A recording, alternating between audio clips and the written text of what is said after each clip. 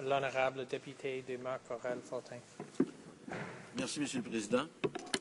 Alors, on va parler un peu plus de cette loi C-18 en fonction des institutions canadiennes, parce que la Commission canadienne du blé en est une, et ça en est une importante. On voit dans la loi C-18 encore le désir de ce gouvernement de détruire une autre institution canadienne en faveur des compagnies privées, et qui bien souvent sont étrangères. Parlant clairement des dangers pour l'ensemble des institutions mises en danger par la loi C-18. Parce qu'en détruisant la Commission canadienne du blé, on s'attaque aussi à toute une série d'institutions canadiennes. La première, c'est la démocratie, la valeur la plus importante de ce pays. Le droit des agriculteurs de gérer eux-mêmes la commission qui assume la commercialisation du fruit de leur travail. C'est quand même essentiel. Sur ce point, ce gouvernement donne une conception bien spéciale du concept liberté pour les agriculteurs. Liberté pour les agriculteurs, ça va aussi indiquer le droit de se prononcer sur qui ils veulent pour avoir un partenaire pour vendre leur blé.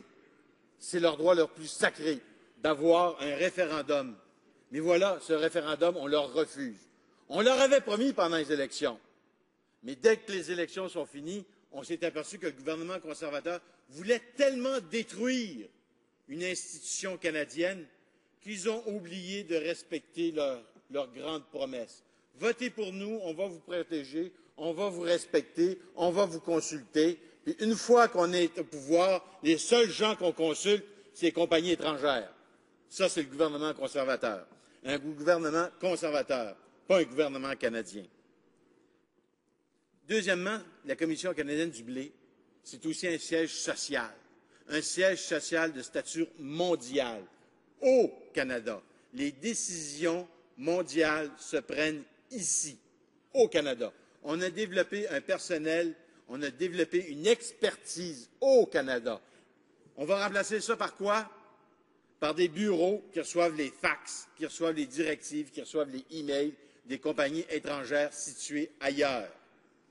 On va perdre une richesse nationale.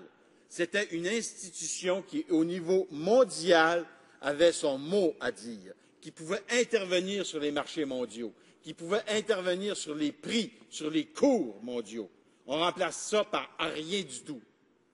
C'est quand même majeur.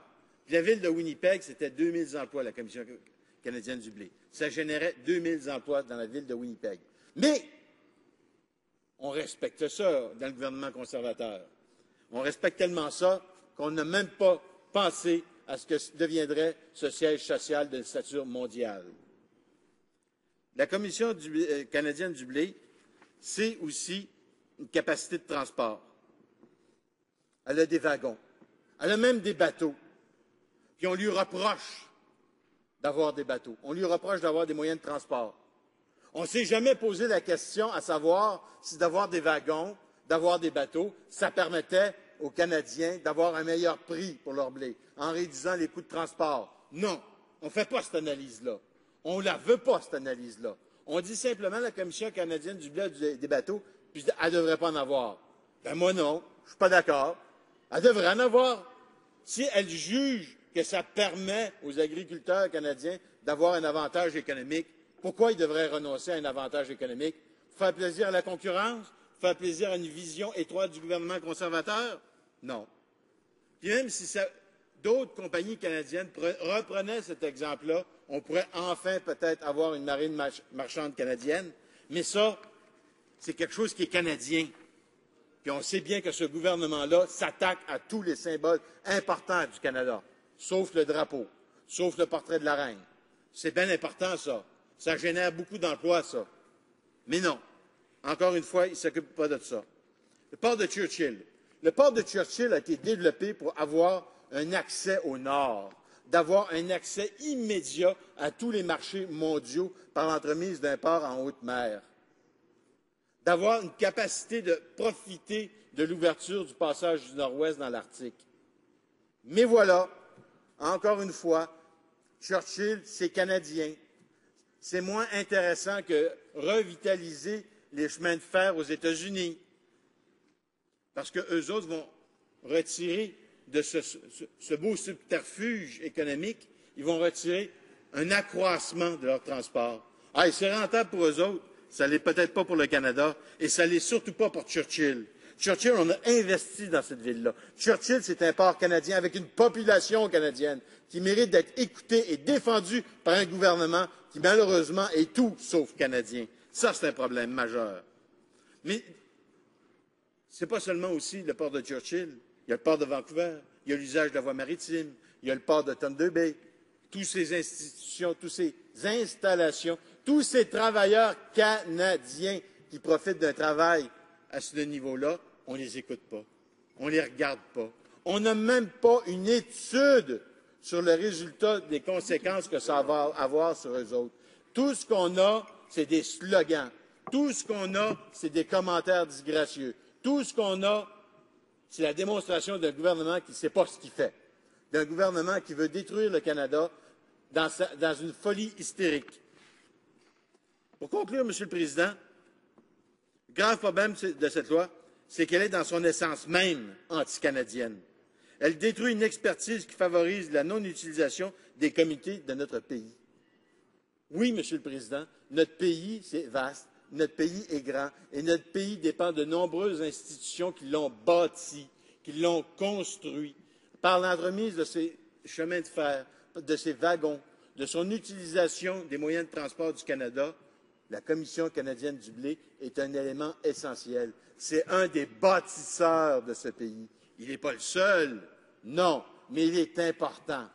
Comme Radio-Canada, là aussi on veut le détruire. On veut favoriser M. Pellado. On attaque encore une institution canadienne. On veut la détruire. On veut la remplacer par autre chose. Des choses qui ne sont jamais canadiennes. Des choses qui ne défendent pas les intérêts des Canadiens, Monsieur le Président. Et c'est là un problème majeur de ce gouvernement. Systématiquement, il arrive avec rien d'autre que des mensonges. Il arrive avec rien d'autre que des inventions. Quand on leur demande des expertises, l'évolution économique de ce qu'ils proposent comme remplacement, on n'a jamais rien.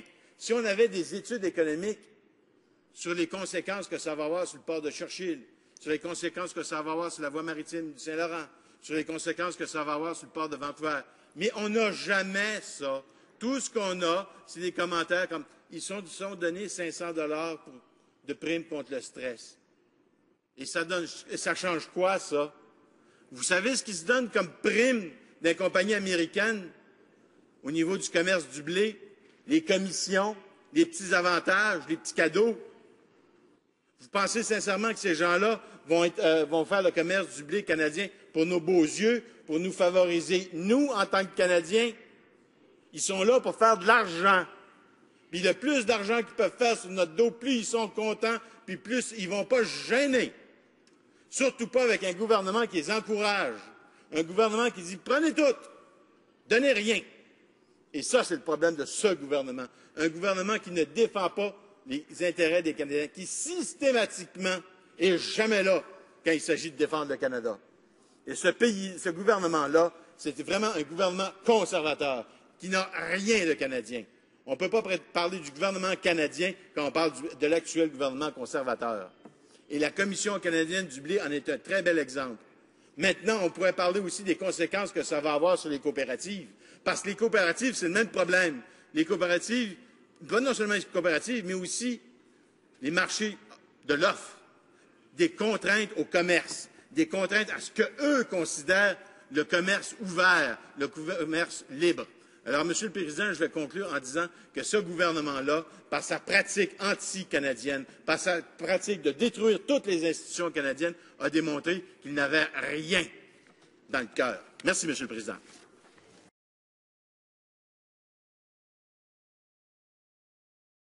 Ça me fait plaisir de répondre aux députés conservateurs qui, manifestement, fait preuve d'un aveuglement volontaire. La Commission canadienne du blé, ce n'est pas un endroit où on reçoit les fax des maisons mères de New York, de Chicago ou de Los Angeles. C'est ici que se prend la décision. Et cette décision est prise par des membres élus des agriculteurs. C'est ça qui vous dérange. Des Canadiens qui prennent des décisions en faveur des Canadiens. Ça, à vos yeux, c'est inacceptable. Et c'est pour ça que vous refusez un référendum, ces cultivateurs. Les cultivateurs, la décision qu'ils vont prendre vous fait peur.